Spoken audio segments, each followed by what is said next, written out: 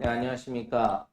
오늘은 대한혈액학회 재생불량빈혈 연구회와 함께하는 재생불량빈혈 P&H 온라인 토크 콘서트를 같이 함께 하겠습니다. 저는 오늘 좌장을 맡은 삼성서울병원의 장준호 교수입니다. 두 분 교수님 자기소개 부탁드립니다. 네, 안녕하세요. 저는 이대 목동병원 혈액종양내과에서 근무하는 문영철입니다. 저는 오늘 재생불량빈혈 공여자 면리식 성적을 소개해 드리겠습니다. 네, 안녕하세요. 저는 세브란스 병원 혈액내과의 김민석입니다. 저는 오늘 PNH 합병증에 대한 주제로 같이 말씀을 드리도록 하겠습니다. 네, 오늘 특별한 교수님들을 초대해서 좋은 시간 같이 했으면 합니다. 자, 다음 순서로 특별 강의를 먼저 진행하겠습니다. 첫 번째는 이대 목동병원의 문영철 교수님이 일치하는 공여자가 없을 때는 어떻게 하나요라는 주제로 잠깐 강의를 해드리겠습니다.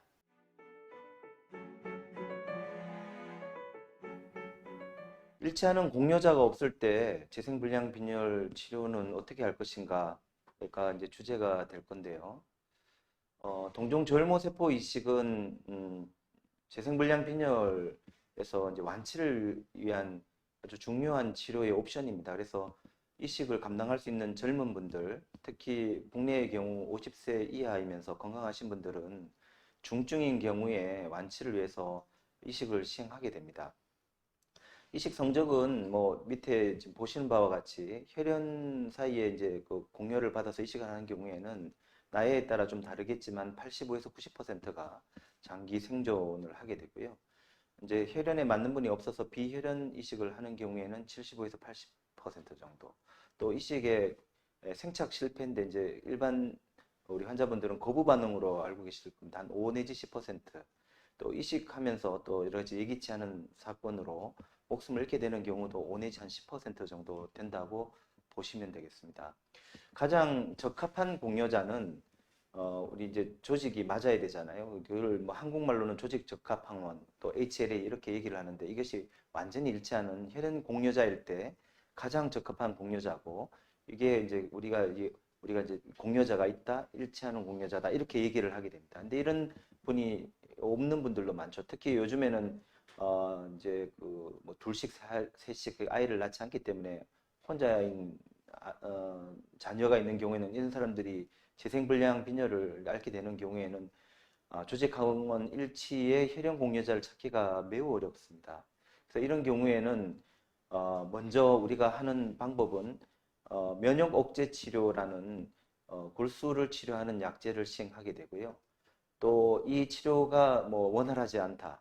또 이 치료에 실패했다 하는 경우에는 대체 공여제를 통한 이식을 하게 되겠습니다. 그럼 대체 면역 억제제는 형선 면역 글로불린과 사이클로스포린으로 이제 대표되는 병합 치료가 가장 중요한 치료고요. 이 경우에도 60에서 80%의 장기 생존율이 있기 때문에 이식과 비교해서 나쁜 치료는 아닙니다. 다만 나중에 이제 재발을 할 확률이 높기 때문에 이 치료에 실패하는 경우에는 또 이식을 고려하게 되겠습니다. 그 외에도 조혈 촉진제인 이제 그 트롬보포이에틴에 작용하는 약제들이 지금 새로운 치료제로 많이 나와 있습니다. 만약에 이런 치료에 실패를 하게 되는 경우에는 결국은 대체 공여자를 찾아야 되는데 여기 보시는 바와 같이 대체 공여자는 비혈연 일치 공여자, 또 혈연이지만 일치를 완전히 하지 않는 공여자, 반일치 공여자로 많이 알려져 있죠. 그 다음에 재대혈, 그리고 비혈연 불일치 공여자가 대체 공여자가 되겠습니다. 그러나 지금 우리나라에서는 이 위에 있는 두 가지가 지금은 대체 공여자로 활발하게 이식이 되고 있습니다. 지금 그림이 되게 복잡하게 있는데 미국 조혈모세포 이식 통계죠. 우리가 이제 IBMTR이라는 데서 이렇게 제공하는 2020년도까지의 통계인데 여기에 보시면은 혈연을 통한 일치자 공여자는 그냥 증가하다가 지금 다시 주는 반면에 이제 비혈연의 일치 공여자가 매우 늘고 있고요. 우리가 오늘 말씀드릴 그 대체 공여자의 또 하나인 반일치 공여자도 지금 급격하게 2015년 이후로 늘고 있는 것을 보실 수 있습니다. 한국도 조혈모세포이식 통계를 보시면은 요거는 이제 자가이식이고요. 제리에 있는 거는 요게 이제 우리가 일치하는 이제 혈연 공여자 또요 보라색이 있는 것이 이제 그 일치하는 비혈연 공여자입니다. 비슷하게 가고 있고 지금 2012년부터 급격하게 올라오고 있는 것이 이제 그 반일치 공유자를 통한 그런 이식이 되겠습니다. 제대혈은 우리가 많이 곽광은 받았지만 그렇게 우리나라에서는 활발하게 지금 하고 있지는 않죠.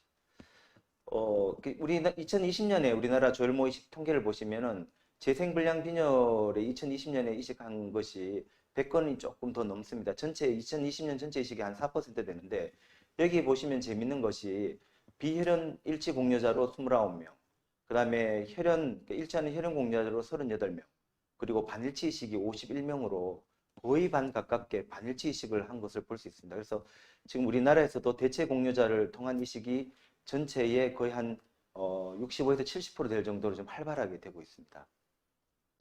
이것은 이제 미국의 조혈모 세포 이식 통계를 좀 보여드렸는데요. 아마 대부분은 이제 성인이라고 와서 18세 이상에 보시면은 이 이제 연도별입니다. 2001년부터 지금 2019년까지의 성적을 보시면 거의 생존율이 10에서 한 15%더 개선된 것을 볼 수 있습니다. 18세 이하인 경우에는 18세 이상보다 조금 더 성적이 좋지요. 예, 이게 이제 5년째 몇 퍼센트가 살았느냐. 여기 이제 높을수록 100%고 낮을수록 0%인데 이제 이 높을수록 예, 좋은 거죠. 그래서 보시면은 조금 18세 이하의 뭐 소아 청소년들이 조금 더 성적이 좋은 걸 볼 수 있습니다. 이게 이제 제가 설명드리고 싶은 건데요.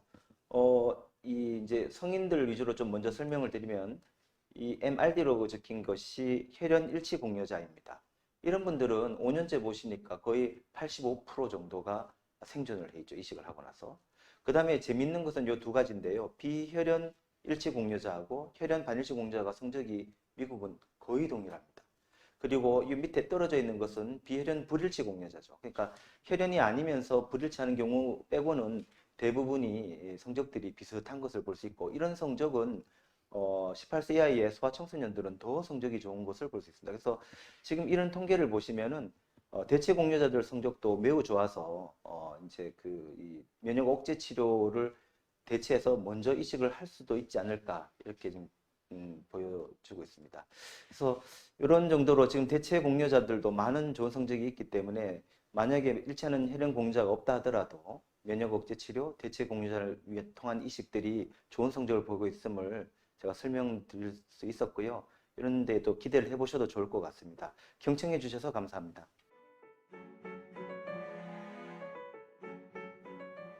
네, 두 번째 강의는 PNH라는 발작 야간 혈색 소녀증 때 숨가쁨 증상도 이 PNH랑 관련된 건지에 대한 강의를 간단히 드리겠습니다. 그래서 PNH라는 병 잘 아시는 것처럼 우리 몸에 이제 보채로부터 혈액을 이제 보호하는 이런 마기 CD59, 55, 59라는 이런 단백이 붙어 있어야 되는데 그 단백을 이제 우리 세포에 붙이는 그런 이제 그 고정 단백을 만들어내지 후천적으로 만들어내지 못하는 병이 이제 PNH라는 병입니다. 그래서 우리 몸 안에 있는 이 세포들이 몸 안에 있는 보채로부터 이제 계속 공격을 받음으로 인해서 혈액이 혈관 내에서 이제 깨지는 혈관 내 용혈을 이제 만드는 그런 병인데요.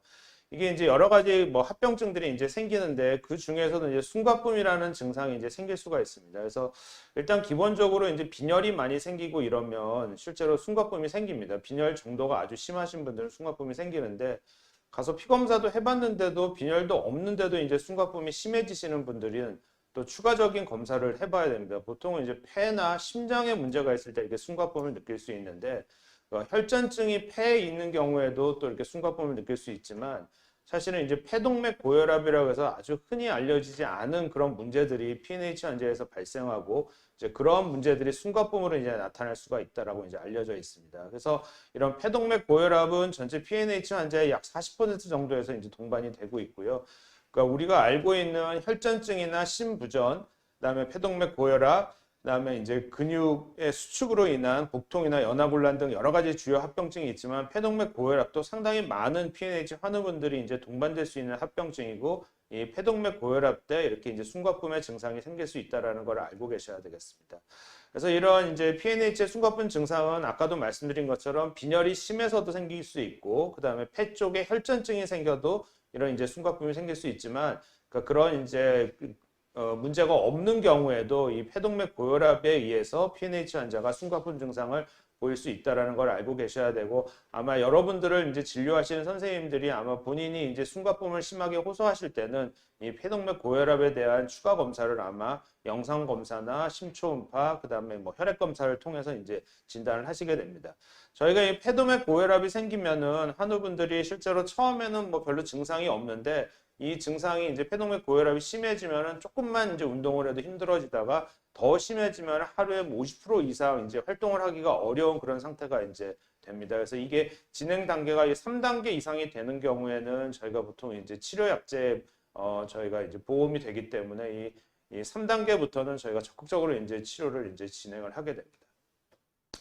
그래서 이러한 폐동맥 고혈압이 이제 동반되는 숨가쁨이 이제 심하신 분들이 어찌됐든지 간에 이 혈중의 LDH라는 이런 용혈이 정도를 나타내는 검사 수치가 높은 경우와 이제 같이 동반이 되는 경우에는 이게 치사율이 굉장히 높게 이제 됩니다. 그리고 그러니까 혈전증도 발생을 많이 하고요. 그렇기 때문에 이런 숨가쁨 증상이 이렇게 심하게 호소하는 경우에는 이 폐동맥 고혈압에 대한 검사를 하셔서 적절한 치료를 받으시는 게 필요하다라고 이제 알려드리고 싶습니다.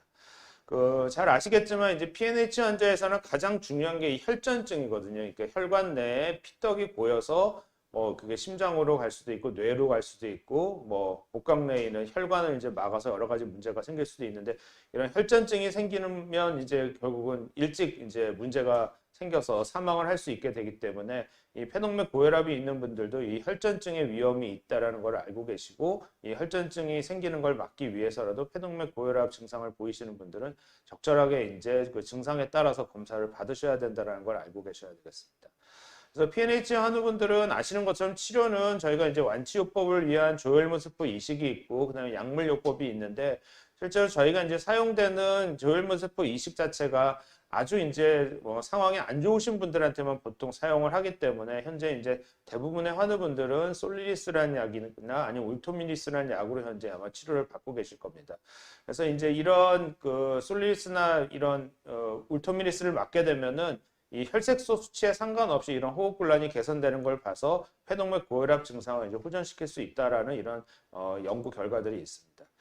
그리고 이제 환우분들이 이게 약을 투약하기 전에는 이렇게 이제 증상이 심하다가 약을 투약받게 되면 이렇게 증상이 좋아지는 그런 이제 연구 결과들도 보고하고 있어서, 결론적으로 PNH 환우분들이 이런 숨가쁨을 이제 호소할 때는 기본적으로 이제 빈혈이 심해서 숨가쁨을 호소할 수도 있지만, 폐나 심장에 이제 문제가 있는지를 검토를 해야 되고, 폐 쪽에는 이제 그 폐색전증, 그러니까 혈전이 이제 폐로 가서 이제 숨가쁨이 유발될 수도 있거든요. 그런 경우도 있겠지만, 거기까지는 뭐 흔하게 저희가 이제 검토를 할 수 있는데, 이 폐동맥 고혈압은 흔하게 저희가 이제 마주치는 임상 양상이 아니다 보니까 여러분들이 이제 그 두 가지 경우가 아니더라도 폐동맥 고혈압에 의해서 PNH 환우분들이 숨가쁨을 호소할 수 있고, 이런 폐동맥 고혈압이 동반되면 혈전증의 위험도 증가하고 사망률도 증가하기 때문에 적절하게 검사를 통해서 적절한 치료를 받으시는 게 중요하다라고 이해를 하시면 될 것 같습니다. 간단한 제 강의는 이걸로 마치도록 하겠습니다. 감사합니다. 네, 두 분 교수님들 강의 감사드립니다. 다음으로는 이제 질의응답 시간을 갖겠습니다. 첫 번째로는 재생불량 빈혈 치료와 부작용 대처법에 대해서 우리가 질의응답을 갖겠습니다. 네, 질의응답은 이제 교수님들이 돌아가면서 질의응답을 하고, 이제 중요한 질의에 의해서는 여러 교수님들이 토의하는 그런 내용으로 진행하겠습니다. 첫 번째 질문입니다. 2013년에 진단받으셨고요. 현재 55세시고 올해 8월부터 사이포렌 100ml를 복용을 시작했고 면역억제 치료를 시작하셨네요. 어떤 원인인지는 모르겠지만 우리가 토끼 혈청은 맞지 않으셨고 현재는 150ml로 증량 복용 중입니다. 현재 수치는 혈소판이 12,000이시고 아직 좀 낮으시고, 첫 번째 치료했을 때 이제 수치가 어떨지 모르겠지만 호중과 800, 백혈과 2000, 혈색소가 9로 첫 번째 치료보다 나아졌는지 안 나아졌는지는 이것만 봐서는 알 수가 없을 것 같고요. 면역 억제제 치료는 어떻게 진행되는지 궁금합니다. 자, 면역 억제제 치료라는 것은 시작을 하게 되면 우리가 1년을 보고 치료를 합니다. 그래서 우리가 올해 8월에 치료를 시작을 하셨으면 아직 이제 한 달 조금 넘은 과정이고요. 보통은 이제 빨리 나타나시는, 반응이 빨리 나타나시는 분은 한두 달 내에 이제 반응이 나타나시는 분도 있고, 보통은 이제 아주 늦게 나타나시는 분이 1년까지는 나타납니다. 그래서 1년까지는 치료를 이제 끌어야 됩니다. 그래서 1년까지는 보통 이제 40에서 60% 환자분이 면역 억제제 치료만으로도 반응을 하시는 분들이 있는데 투혈증을 맞지 않으셨고 지금 이제 어떤 원인이 있든지 사이클-M만 지금 들고 계십니다. 약 복용을 중단하면 치료 전보다 나빠지나요? 지금 반응이 좋아졌다고 생각을 하면 1년까지는 끌어야 되고 그 이후에 이제 천천히 줄여야 되는데 지금 반응이 좋은지 나쁜지는 모르겠으나 지금 현재까지는 아직 한 달밖에 안 됐기 때문에 한 달 내지 2달밖에 안 됐기 때문에 계속해서 이제 치료를 진행을 하셔야 되고 어떤 치료를 하든지 치료 전보다 나빠지면 20밖에 방법이 없는지요. 지금 이제 TPO 리셉터 아고니스트라는 레볼레이드나 로미프레이트라는 그런 연구 결과가 이미 나왔고 레볼레이드는 지금 보험이 되고 있는 상황입니다. 그래서 현재로서는 레볼레이드를 사용할 수 있는 그런 상황이고 레볼레이드까지 사용을 했을 때 반응이 없는 경우는 이식을 진행하시는 게 맞다고 생각이 됩니다.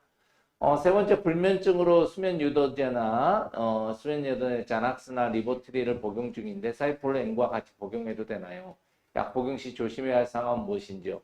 물론 사이클-N이 이제 굉장히 이제 이 약하고 이제 인과관계가 많습니다. 그래서 어떤 약에 이제 반응을 낮게 한다든지 더 높게 한다든지 그런 것들이 있는데 우리가 일반적으로 먹는 지금 자낙스나 리보트릴과는 크게 상관이 없는 것으로 되어 있기 때문에 복용하셔도 큰 문제는 없을 거로 생각이 됩니다. 자, 마지막 질문으로 사이클-N 복용 시에는 칼륨이 많은 음식은 되도록 적게 먹어야 하는지요? 물론 이제 사이클-N을 복용할 때 이제 신장 기능이 많이 떨어져 있는 경우이면서 칼륨이 많이 높으신 분들은 이런 걸 제한해야 되겠지만 일반적으로 이제 신장 기능이 정상이고 할 때는 꼭 칼륨이 많은 음식을 되도록 적게 먹을 필요는 없습니다. 이것은 이제 신장 기능과 함께 주치의 선생님하고 좀 상의를 해서 진행해야 될 문제라고 생각합니다. 자, 두 번째 질문은 이제 문영철 교수님께서 한번 답변을 해주시기 바랍니다. 두 번째 그 질문 들어가기 전에 사이클-N이나 사이클로스포린 제제를 보통 1년까지는 쓰는데 완전히 안 좋아지고 투여를 안 하는 경우에 계속 투여하십니까?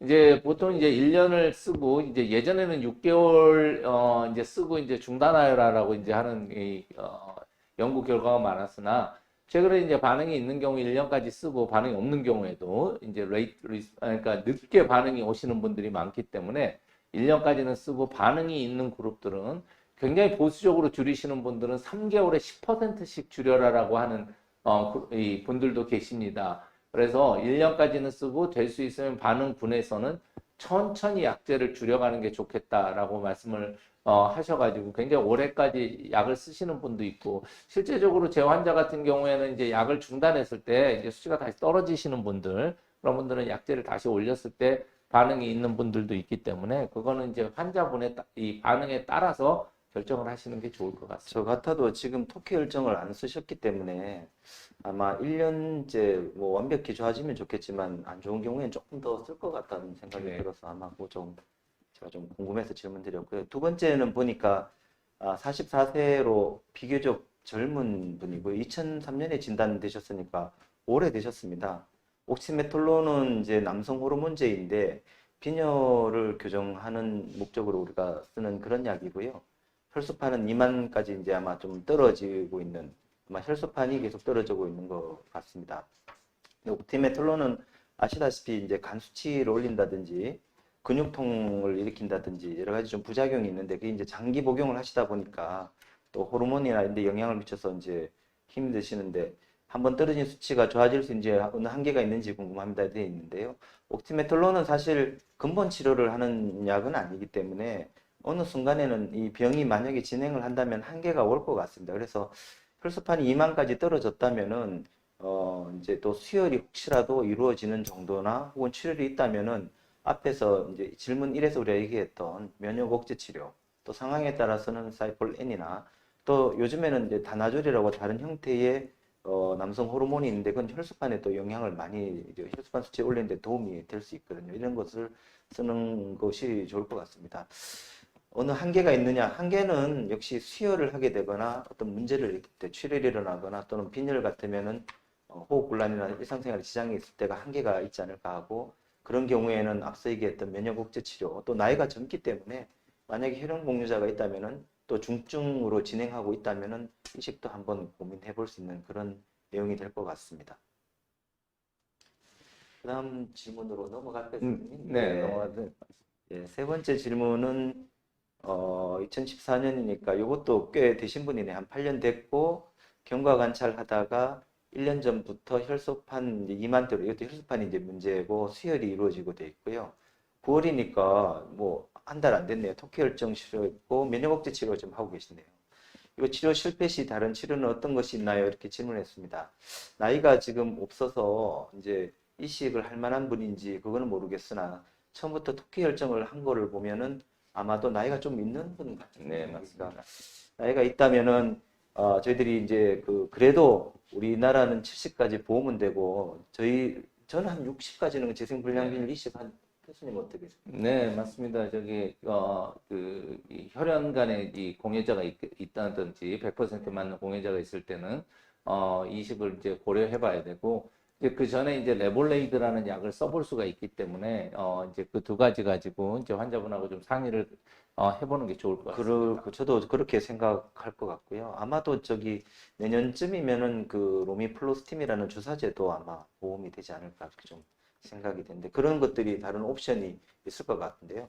9월부터 시작하셨으니까 아직 치료 실패를 생각하실 때는 아닌 것 같고 아마 저 같으면 한 3개월에서 한 5개월까지는 꾸준히 보면 저는 한 8개월에 반응이 있는 분도 있던데. 네, 맞습니다. 1년 가까이 돼서 반응이 있는 분들도 계시니까 9월부터 시작했으면 내년 9월까지는 좀 끈기를 가지고 치료 반응을 좀 지켜보시는 게 좋을 것 같습니다. 물론 이제 치료 실패 시는 아까도 문 교수님이 말했듯이 우리가 이제 이식을 한다든지 레볼레이드나 로미프로스팀이라는 그런 약제를 써보는 것도 고려해 볼 수가 있겠습니다. 토끼혈증 같은 경우에는 거의 1년 뒤에도 반응이 있는 경우가 있던데 김진석 교수님 네, 네, 저도 그렇게 생각합니다. 이게 이제 토끼 혈청이 예전에 써오던 그 이제 말에서 나오는 혈청에 비해서 조금 늦게 이제 네. 반응을 보이시는 분들이 있기 때문에 인내심을 가지고 조금 기다리시는 게 아마 맞지 않을까 생각이 듭니다.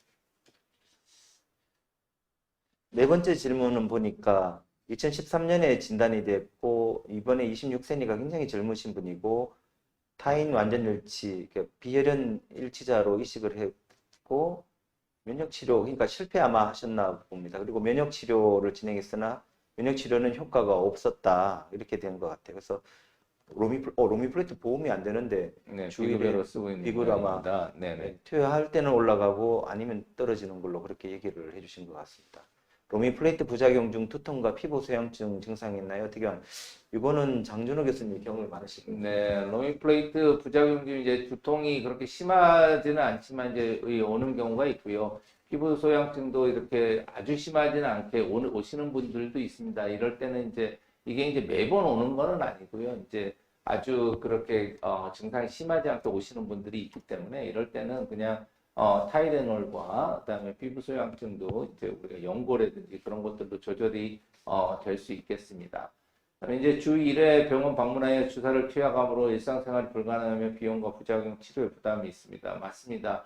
그래서 지금 이분은 면역 억제 치료도 이제 우리가 실패를 했고 이식도 실패를 했기 때문에 로미플로이드하고 같은 기전인 우리가 레볼레이드를 좀 써볼 수 있겠다라고 생각이 됩니다. 그래서 그런 경우 이 경우에는 이제 제 생각에 레볼레이드를 먼저 써보고 그 다음에 그래도 정 안 되면서 계속 수혈이 이제 이 요구량이 늘어난다라고 생각을 하면 그때는 제2식을 한번 고려를 해보시는 것도 좋은 방법이라고 생각이 됩니다. 저도 동의합니다. 2차 이식 아주 젊으시니까 2차 이식을 한번 고민해 볼 수가 있는데 간혹 이제 1차 그 면역 억제 치료에 실패하면 2차 면역 억제 치료에 대한 옵션이 이런 걸 간혹 보실 수 있을 겁니다. 근데 우리나라는 토끼혈청을 미리 쓰기 때문에 1차로 토끼혈청을 쓰게 되면 2차로 면역 억제 치료하는 거는 성적이 거의 안 좋은 걸로 나오죠. 그래서 저는 2차로 면역 억제 치료는 하지 않고 이런 경우에는 2차 이식이 맞을 것 같아요. 네, 맞습니다. 이제 문영철 교수님 의견에 저도 동의를 하는데요. 환자분이 굉장히 젊은 나이시고, 물론 1차 이식과 면역 억제 치료에 실패를 하셨다고 하지만, 지금 로미플레이드는 이제 보험도 안 되고, 이제 부작용도 있으시고, 매주 이제 병원을 방문해야 된다는 그런, 부담감이 있기 때문에 환자분 같은 경우에 공여자가 있다 그러면 2차 이식을 적극적으로 좀 고려를 해보시는 게 좋을 것 같습니다. 다섯 번째 질문은 역시 젊으신 분이고 한 달 전에 진단받으셨고 치료 시작 전인데요. 백혈구 2000, 호중구 600, 혈소판 2만, 혈소 7.5 중증일까요? 중증 경계선상일 것 같아요. 네. 이건 예. 중증의 경계선상인데요. 이 환자는 또 PNH를 동반한 재생불량 빈혈이시네요. 이런 경우 어떻게 치료를 하시는 건지. 이제 이 경우에는 이제 PNH가 얼마나 심한지를 이제 좀 봐야 되는데, 이제 PNH가 이제 이 아주 심해서 이제 빈혈이 생기느냐. 일단 재생불량 빈혈 자체로만 보면 지금 중증에는 아직 해당하지 않습니다. 이제 거의 중증이 이제 되어 가는데요. 저희 빈혈이 PNH 때문에 생기는 빈혈이라고 한다 그러면 PNH를 먼저 치료를 하면 저 빈혈 자체가 좋아질 수도 있다라고 생각이 되는데요. 물론 이제 재생불량 빈혈만 가지고 이제 중증에 거의 도달했기 때문에 PNH와 재생불량 빈혈을 한꺼번에 치료를 하려면 조혈모세포 이식을 이제 하기는 해야 되지만 이걸 언제쯤 시행을 하느냐 이제 그거는 이제 문제고 또 공여자가 어떤 종류의 공여자인지 이제 혈연간에 완전 일치 공여자가 있는지 아니면 비혈연이라도 100%가 맞는 건지 이런 것들을 이제 고려를 해봐야 되고 이 식의 부작용은 크게 이제 감염이나 우리가 이식현대 숙주 반응이 있기 때문에 이런 경우 이런 것들을 종합적으로 이제 고려를 해서 이제 치료를 해야 될 것 같습니다.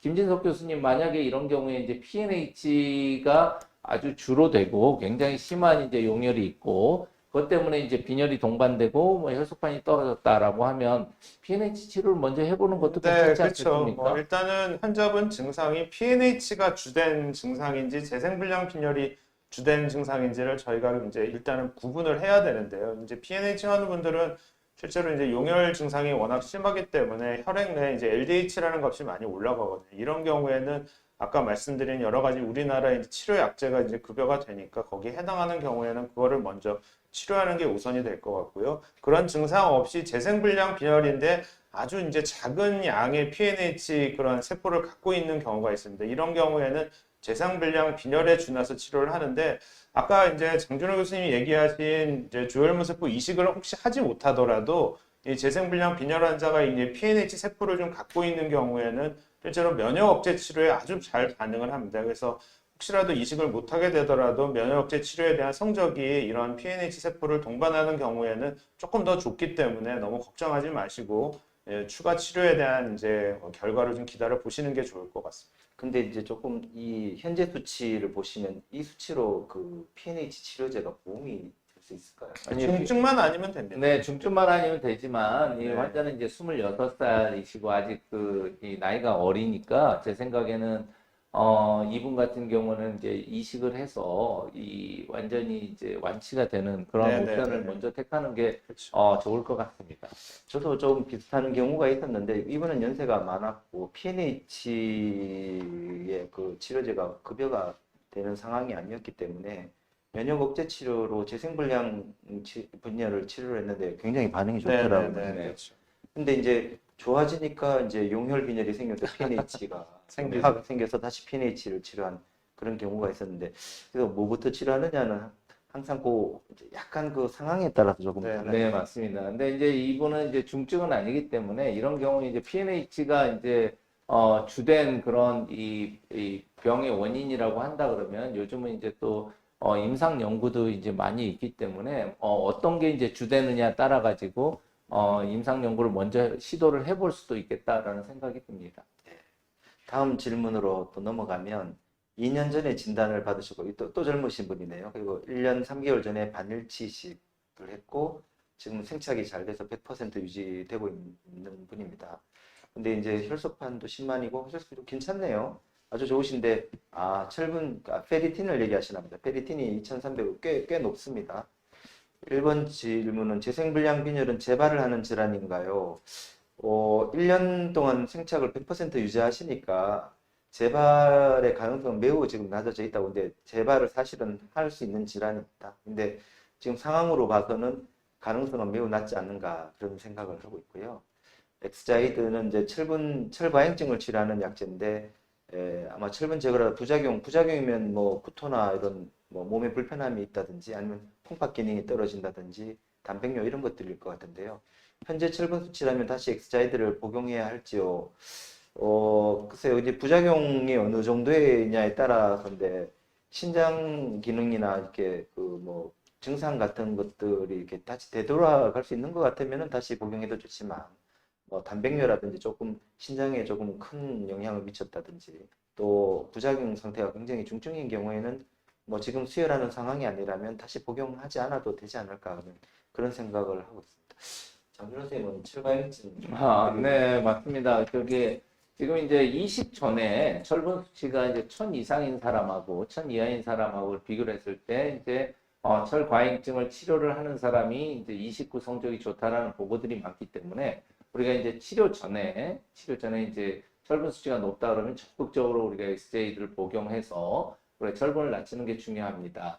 하지만 이제 이식 후에 지금 이제 수혈이 필요 없는 상황에서 철분 수치가 높은 거를 과연 우리가 정말 낮춰야 되느냐 하는 데서는 아직은 우리가 이제 의견이 분분합니다. 그래서 지금 현재 환자분이 이제 철 엑스에이드를 복용하고 굉장히 부작용이 심했다고 하면 지금 이식 후에 수혈이 필요하지 않는 상황이기 때문에 엑스제이드를 다시 복용할 필요는 제 생각에는 없다고 생각이 됩니다. 저도 예. 그리고 최근 두통이 있고 일어섰을 때 어지럽고 심장이 너무 빨리 뛰는 증상이 있기 때문에 원인이 엑스자이를 중단했기 때문에 그렇지는 않을 것 같아요. 아닌 것 같아요. 예, 예. 그래서 이거는 그냥 뭐 지금 기립성 저혈압 예, 기립성 저혈압인 것 같으니까 좀 천천히 일어나시고 제 생각에 이런 것들은 좀 좋아지지 않을까 싶습니다.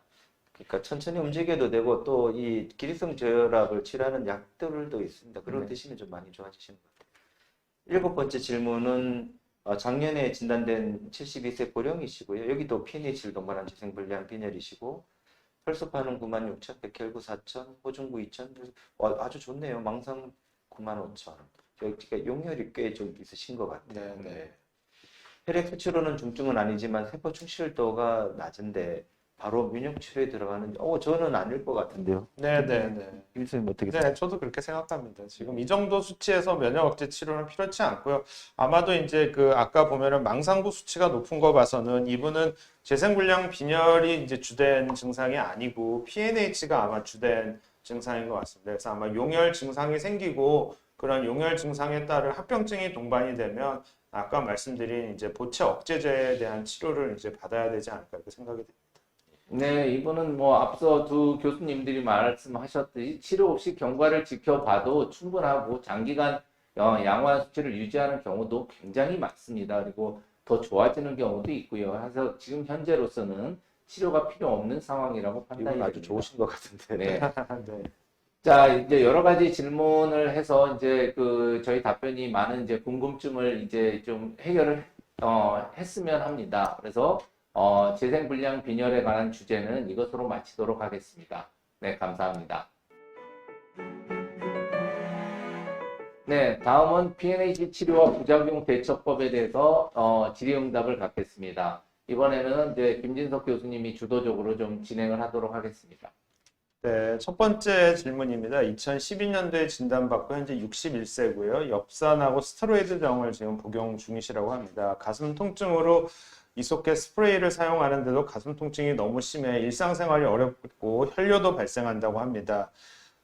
이게 이제 그 PNH 환우분들은 가장 중요한 이제 합병증이 혈전증이거든요. 이제 혈전증이라는 게 사실은 뭐 우리 몸에 어디든 다 갈 수 있지만 가장 위험한 장기가 뇌하고 이제 심장이지 않습니까? 그렇기 때문에 어쨌든 이 경우에는 심장 혈관에 어쨌든 그런 관상동맥에 혈전이 생겼는지 여부에 대한 검사를 철저하게 하시는 게 아마 일단은 우선적으로 돼야 되지 않을까 이렇게 생각이 됩니다. 장 교수님 어떻게? 네, 맞습니다. 이거는 가슴 통증으로 이소켓 스프레이까지 사용한다 그러면 분명히 무슨 우리가 이 심장에 문제가 있을 거라고 생각이 되고요. 그다음에 협심증이라든지 그런 걸 진단을 받았기 때문에 저걸 쓰지 않을까 싶고요.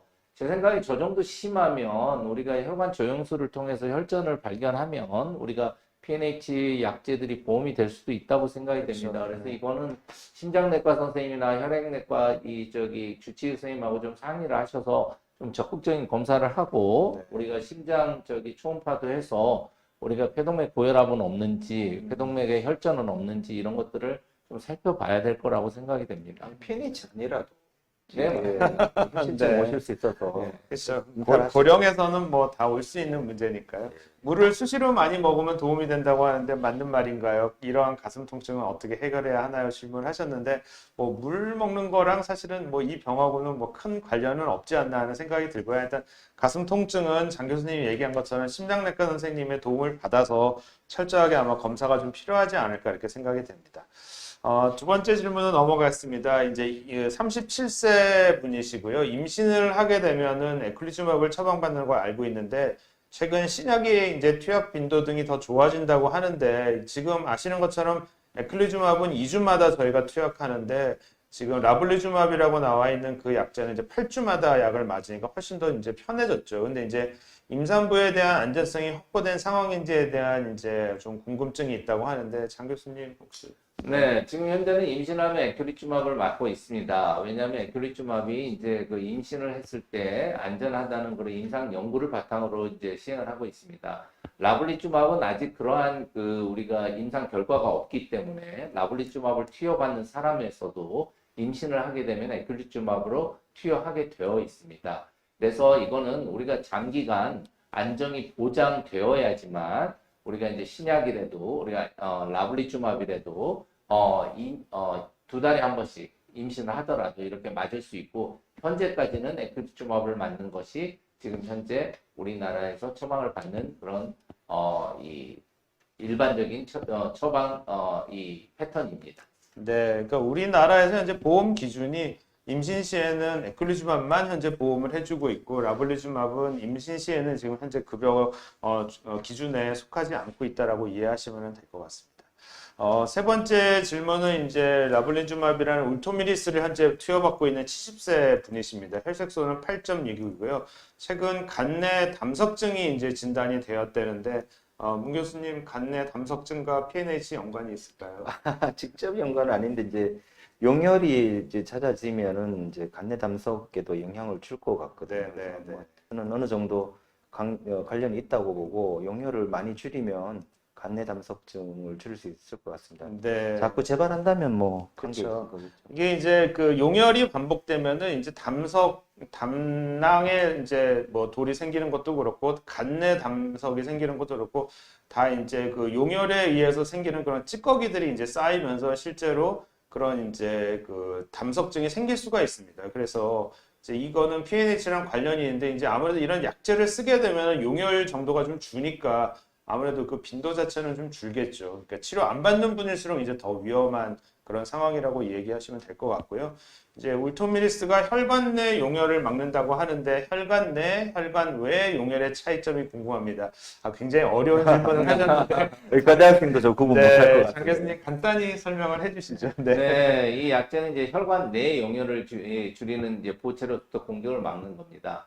근데 이제 이게 C5번이라는 그런 거를 이 보체의 이런 그쪽을 막기 때문에 필연적으로 C3에서 나오는 이제 그런 어떤 찌꺼기 같은 것들이 이 적혈구에 붙어가지고 이런 것들이 이제 혈관 외에서 이제 용혈이 생깁니다. 이건 좀 상당히 좀 어려운 개념인데요. 그래서 우리가 이제 울토미리스를 맞는 분들은 어쩔 수 없이 혈관 내 용혈이 정도의 차이는 있겠지만 어떤 분들은 많이 생기고 어떤 분들은 적게 생기고 혈관 외 용혈이 이제 생기게 됩니다. 그래서 이제 그런 것들 때문에 우리가 이제 혈관 내 용혈을 이제 거의 대부분 이제 잡는다 하더라도 우리가 이제 빈혈이 생기고 이제 적혈구가 조금씩은 깨지고 이제 이런 것들이 이제 생길 수밖에 없습니다.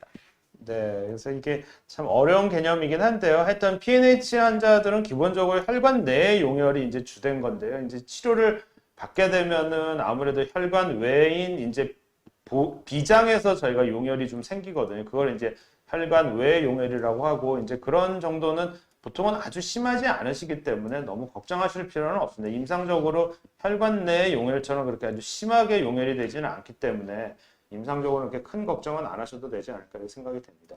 연세가 있으셔서 이게 이제 좀 걱정이 된다고 하는데 앞으로 치료하면서 어떤 부작용, 뭐 솔리리스나 울토미리스 맞는 분들이 제일 걱정이 되는 부작용이 뭐가 있을까요, 문 교수님? 뭐니 해도 아마 맞으셨겠지만 내수막구균 감염이죠. 그 외에도 이제 예, 아무래도 보채를 억제해서 보채는 이제 면역과 아주 밀접한 관계가 있는 거니까 그걸 억제를 한다면 감염 위험이 높대 가장 문제가 되는 게 뇌수막구균 감염이죠. 그래서 거기에 대한 예방 접종을 맞으셨을 거라고 생각합니다. 그렇다 하더라도 감염 뇌수막구균을 포함한 감염들이 올 수 있기 때문에 열이 나시는 거를 가장 주의해야 되고 열이 날 때는 의료진과 꼭 의료진을 방문해서 적절한 항생제를 신속히 투여하는 게 가장 중요한 내용이 아닐까 생각합니다. 네. 그리고 네. 이제 뭐 질문이 아마 그런 쪽으로 많이 있을 텐데 예방 접종을 언제 해야 되느냐 뭐 이런 질문 굉장히 많으신데요. 이게 이제 주사를 맞으시는 분들은 가급적이면은 주사의 혈중 농도가 좀 높을 때 예방 접종을 하시는 게 좋습니다. 예방 접종 자체도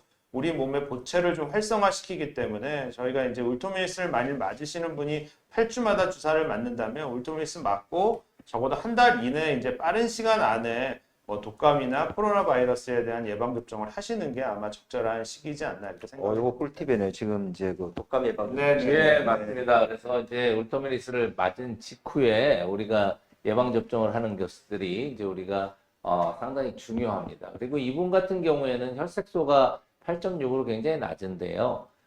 이런 경우에는 우리가 이제 여기에 이제 뭐 신약을 보충해서 하는 임상 연구도 요즘 활발히 진행되고 네, 있지 네. 않나요? 그렇죠. 지금 최근에 나온 약제들은 이제 혈관 외 용혈까지도 막는 이제 그런 신약들이 많이 이제 나와서 그런 것들이 임상 시험이 진행이 되고 있습니다. 그래서 아마 다음 질문이 그런 것 같은데요.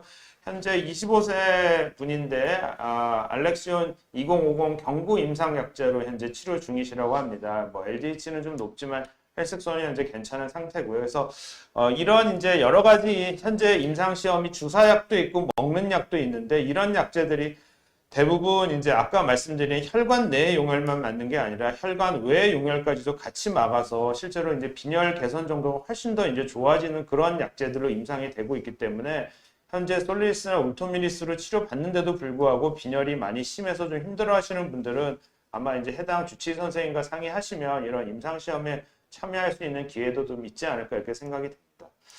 이분이 이제 2상 임상시험이 진행되는데 3상 임상시험까지 마치고도 신약으로 이제 허가되어도 무상으로 약을 계속 공급받을 수 있는지 질문을 하셨는데, 장 교수님. 네, 이번에 이제 3상 시험 마칠 때까지는 이제 그 약제가 계속 이제 이 제공이 될 겁니다.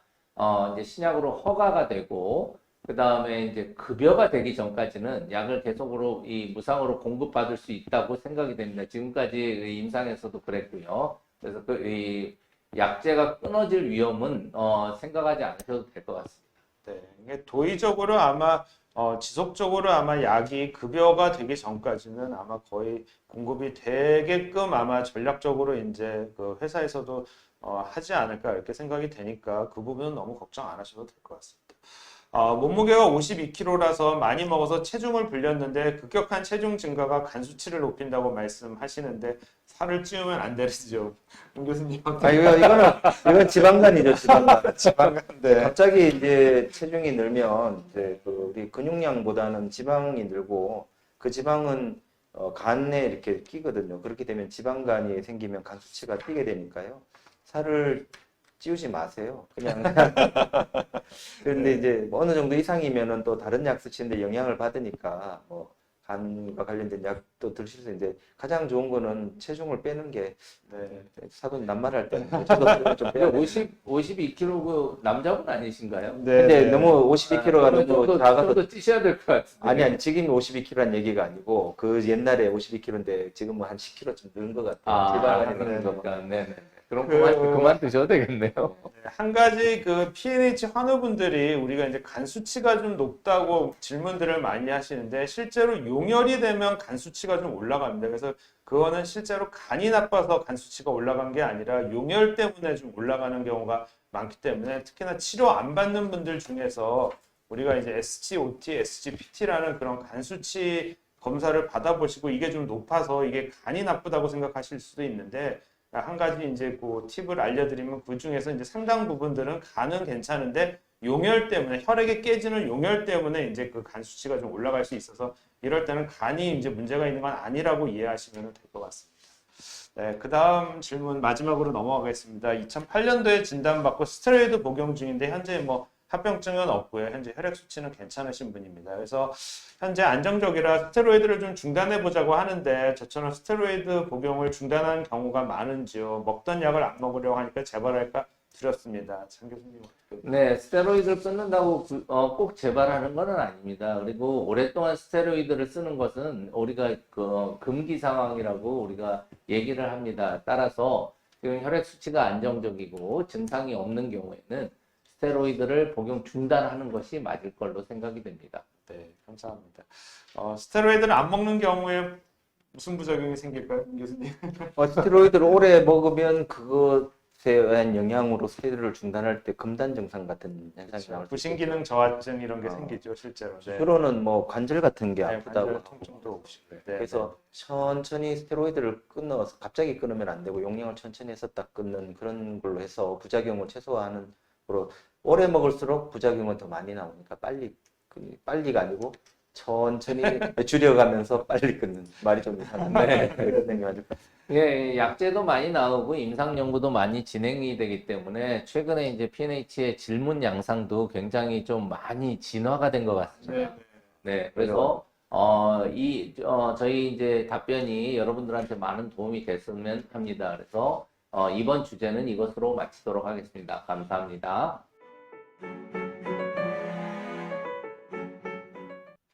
네, 다음은 이제 치료 중 일상생활 문제에 대한 질의응답 시간으로 넘어가겠습니다. 네, 첫 번째는 재생불량 빈혈에 대한 질문이고요. 2003년 진단받으셨고 현재 44세이고 옥시메솔론을 복용하고 계십니다. 혈소판 수치가 2만 대인데 건강검진 시 위 대장 내시경을 거부합니다. 속도 쓰리고 치질도 있어서 불편한데 이럴 때는 어떻게 해야 될까요? 이럴 때는요, 이제 대부분 이제 위 대장 내시경을 하시는 선생님들이 혈소판 수치가 낮으면 잘 안 해주시려고 하고, 이제 조직 검사가 필요할 때 상당히 문제가 되실 수 있습니다. 하지만 이제 일반적인 검사 자체는 우리가 2만 대 이상이면 크게 문제는 없는데, 이제 많은 분들이 이제 이런 경우에 이제 검사를 이제 많이 안 해주시니까 문제가 되고 있습니다. 따라서 속도 쓰리고 치질도 있어서 불편하실 때는 선생님과 상의를 하셔서 꼭 해야 되는 경우에는 이제 혈소판 수혈을 하고 이러한 검사들을 시행할 수가 있습니다. 수치에 도움이 되는 음식이 있나요? 음식과 영양제, 생활습관 등 평소 건강 관리하는 방법이 궁금합니다. 자, 이제 우리가 수치가 낮으면 여러 가지 이제 뭐 음식이나 이렇게 이제 주변에 이걸 먹고 좋아졌다는 말이 있어서 이제 그런 것들을 자꾸 복용하고 싶은 그런 생각들이 있습니다. 하지만 이건 좋은 생각은 아니고요.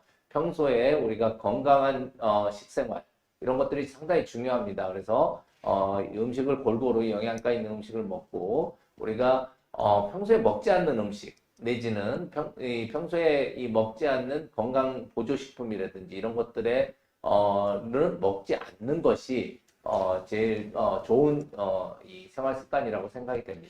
혈소판 수치를 올리는 그런 음식은 없죠. 그런 음식이 있으면 이제 저희가 권했겠죠. 먼저. 골고루 대박 잘 날것 먹어야죠. 같은데. 네. 다음 질문 넘어가겠습니다. 재생불량 빈혈이고요. 2014년 진단 받으셨고 토끼혈증 치료하고 소론도산디문 면역 억제 치료를 하셨네요. 현재 수치는 혈소판 2만 대 이하이시고 치료 중 일상생활에서 활동 범위가 궁금합니다. 문영철 교수님 어떻게 생각하십니까? 그 토끼혈증 치료가 끝난 지 좀 시간이 지났다면 뭐 면역 쪽에서는 뭐 큰 문제는 없을 것 같으니까 뭐 그런 활동 범위는 괜찮을 것 같은데 이제 혈소판이 이제 여러 가지 치료에도 2만 대 이하라는 게 조금 이제 제가 눈에 띄고요. 뭐 제 생각에는 활동 범위에 제한은 없으나 이제 다치지 않는 예를 들면 뭐 스포츠를 한다든지 운동 같은 거 할 때 충격이 큰 그런 것들을 좀 피하시는 거가 중요할 것 같고 뭐 다니실 때 또 뭐 우리 차량도 많고 오토바이도 많잖아요. 그런 것들을 조심하시면 될 것 같고 그 외에는 활동 범위 제한은 없을 것 같거든요. 네, 그렇습니다. 다음 질문 넘어가겠습니다. 2022년 올해 진단 받으셨네요. 현재 26세시고 조혈모세포 이식을 준비하고 있습니다. 여자 환자로 이식을 준비하고 있는데 이식 후 자연 임신이 가능한지요? 이식 전 임신을 위한 보조 치료 등은 시행하는지요? 김진석 교수님 어떻게 네, 생각하십니까? 이게 이제 동종 조혈모세포 이식을 받게 되면은 불임이 되기 때문에 아마 이식을 받게 되면은 자연 임신은 사실은 좀 쉽지 않을 거라고 예상을 하고 계셔야 되고요. 아마 이식 전에 어쨌든 뭐 난자를 이제 얼린다든지 뭐 이런 방법들을 시행을 할 수가 있다라고 생각이 되고요. 아마 이런 부분들은 아마 그런 이제 불임을 담당하시는 산부인과 선생님하고 미리 이제 사전에 조금 상담을 하시는 게 아마 도움이 되지 않을까 이렇게 생각이 근데 듭니다. 26세라서 자연 임신이 완전히 불가능한 건 아니더라고요. 제가 네, 네. 논문을 한번 보니까 백혈병인 경우에 이제 20대면은 이제 남성인 경우와 여성이 좀 다른데 또 꽤 한 50% 정도는 이제 생리만 뒤에 이제 한다면은 임신을 하시는 것 같고요. 50% 이상. 근데 이제 저 같은 경우에는 이렇게 젊은 여성이 오면은 치료 전에 부인과하고 이 상담에서 임신 유지를 위해서 여러 가지 방법을 하는데 26세면은 아마 배우자는 없을 거기 때문에 보통 배우자의 정자와 수정을 해서 올리는 게 제일 그렇죠. 확률이 높거든요. 네. 근데 대개는 지금 우리나라 현실이면 그렇지 않기 때문에 본인의 난자를 뽑아서 그걸 올려두고 나중에 이제 결혼을 하게 되면 그때 이제 남성과 이제 인공 수정을 하는 방법이 그 다음 차선이고요. 만약에 이제 혈소판이나 여러 가지 면역 백혈구가 이렇게 좋지 않으면은 또 치료가 급하신 경우에는 그 호르몬제 주사를 맞으면서 그 난자를 보호하기 위한 조치를 하면서 이제 이식을 하는 방법이 있을 것 같습니다. 네, 맞습니다. 하지만 이제 조혈모세포 이식까지 이제 받을 정도의 재생불량 빈혈이라면 이제 중증 재생불량 빈혈이기 때문에 이런 그렇죠. 경우 혈소판도 낮고 하기 때문에 난자 채취나 이런 데서도 어려울 것 합병증이 좀 생길 수 있습니다. 그래서 산부인과 선생님과 주치의 선생님과 좀 긴밀한 협의하에 이거 어떻게 하는 게 제일 좋은 방법인지를 좀 상의하는 게 좋을 것 같습니다. 다음은 이제 PNH 질문입니다. 2020년 진단받으셨고, 현재 25살이시고, 지금 임상 연구 중입니다. LDH가 540으로 증가했는데 생활이 바뀌어 나타난 일시적인 증상인지요, 학교를 그만둬야 할지 고민이 됩니다. 540이면 물론 이제 정상 상한치가 얼마인지는 모르겠지만 그렇게 높지는 않은 것 같습니다. 그래서 지금 현재 약을 복용하고 있기 때문에 이게 좀 일시적으로 높아지는 증상이라고 저는 생각이 되고, 학교까지 그만두지는 않으셔도 될 것 같습니다. 네, 다음 질문 넘어가겠습니다. 2020년 진단받으셨고 현재 32세고 역산과 스테로이드 복용 중이고 현재는 정상 범위 경계선으로 수치 유지 중입니다. 김진석 교수님 이런 경우에 어떻게 하시는 게 좋을까요? 네, 뭐 정상범위 경계선으로 유지 중이니까 그냥 뭐 일상생활 하시면서 이제 지내시면 되는데 여기 이제 질문에 있는 것처럼 그러니까 심한 운동을 하거나 이제 생리 기간 중에는 이런 이제 용혈 증상이 악화가 되거든요. 그렇기 때문에 어쨌든 이제 가벼운 운동을 해야지 너무 심한 운동을 하는 거는 좀 피하셔야 되고 생리 기간 중에는 당연히 이게 이제 이 과격한 운동, 생리, 아까 말씀드린 예방 접종 이런 아니면 뭐 감기라든지 이런 거에 의해서 이제 용혈 증상이 악화될 수 있는 병이기 때문에 이제 그런 기간에는 월경 기간에는 본인이 이제 조금 쉬면서 아무래도 좀 이렇게 뭐 몸이 덜 피곤하게 만드시는 게 아마 필요하지 않을까 이렇게 생각이 됩니다. 그 숨이 찰 정도의 운동이나 장거리 여행은 언제쯤 가능할까요라는 질문을 하셨는데 이제 이 병이 저절로 좋아지는 경우는 참 드물기 때문에 결국에는 이게 이제 뭐 우리나라는 현재 PNH 환우분들 중에 이제 합병증이 동반이 돼야지만 그러니까 보채 억제제를 사용을 할 수가 있거든요. 그래서 만약 나중에 이제 어떤 문제가 생겨서 보채 억제제를 이제 사용을 하게 되거나 아니면 임상 시험에 뭐 미리 좀 참여하시게 되면은 사실 이제 숨찬 정도나 장거리 여행 등에 아마 훨씬 이제 편안함을 느끼실 수가 있지 않을까 이렇게 생각이 듭니다. 이분 같은 경우는 혈뇨도 있고 오암 네. 빈혈까지 한다 그러면 임상 연구에 충분히 네, 저기 네. 들어올 수 있는 거고 임상 연구에 들어오시면 요즘 이제 경구용 약제도 많고 하기 때문에 상의하셔서 임상 연구를 좀 해보시는 것도 이러면 운동이나 단거리 여행도 충분히 이제 가능하기 때문에 그거 고려를 해보시는 게 좋겠습니다. 네, 여기에도 이제 많은 이제 토의가 있었고요. 이번 주제는 이것으로 마치도록 하겠습니다. 이상으로 오늘 대한혈액학회 재생불량빈혈 연구회와 함께하는 재생불량빈혈 PNH 온라인 토크 콘서트를 마치겠습니다. 네, 여러분 감사드립니다. 네, 감사합니다. 감사합니다.